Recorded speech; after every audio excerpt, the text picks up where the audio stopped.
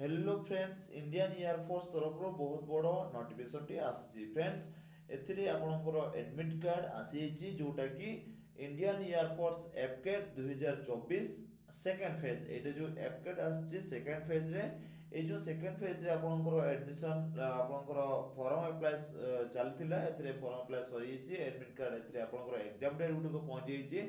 तो आपनकर एथिरे एडमिट आपनकर एग्जामिनेशन होवा पय आपनको एडमिट कार्ड दरकार। तो एडमिट कार्ड टी आसी छि। तो आपनकर ए जो एडमिट कार्ड टी किभଳି भाबरे डाउनलोड करिवे ता विषय आपण माने ए वीडियो जानि परिबे।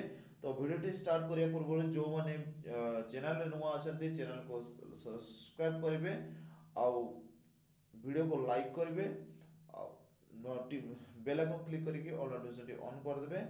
आउ को जॉब रिलेटेड इन्फॉर्मेशन वीडियो आपण माने ए चैनल माध्यम रे पाई परिबे। तो फ्रेंड जानतो आपनकर ए जो एफकेट रे सेकंड फेज 2024 आपनकर एडमिट कार्ड आसी।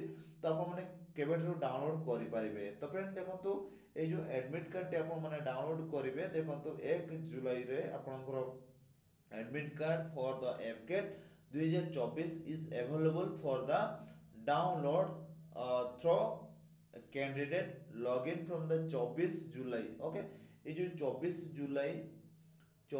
जुलाई आपनकर 24 जुलाई 2024 रे आपनकर एडमिट कार्ड टी डाउनलोड करि परिबे। तो एथि सहित आपनकर केबेठरो एडमिट कार्ड डाउनलोड करि परिबे, को टाइम आपनकर रहउची। तो आपनकर को वेबसाइट रे जाय के अप्लाई आपनकर अप्लाई सॉरी आपनकर जोटा कि एडमिट कार्ड डाउनलोड करिवे।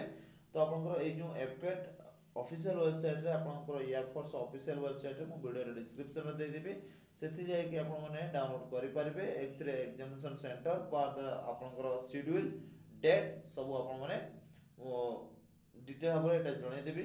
तो फ्रेंड चलंतु जानिबा। ओके, तो फ्रेंड देखंतु एथिरे आपनकर जोटा कि एडमिशन लेटर रहउची, एथिरे एडमिट कार्ड टी जोटा डाउनलोड करिवे सेथिरे आपनकर सिलेक्शन लिस्ट तो आपन माने जानि सारथिबे। तो एथिरे आपनकर जोटा कि एडमिट कार्ड डाउनलोड करिवे, एथिरे आपनकर क्लिक हियर क्लिक करिवे।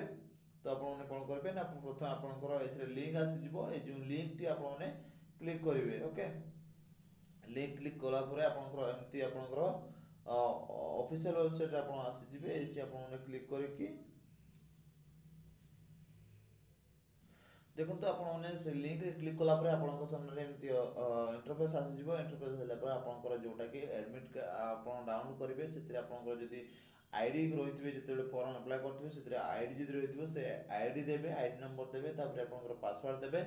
नचेत जदी आपण माने ईमेल आईडी बाबरे देइथिबे ईमेल आईडी देइ देबे, तापर आपनकर पासवर्ड देबे। एठी जो कैप्चा देछि से कैप्चा टी एठी भरि देबे।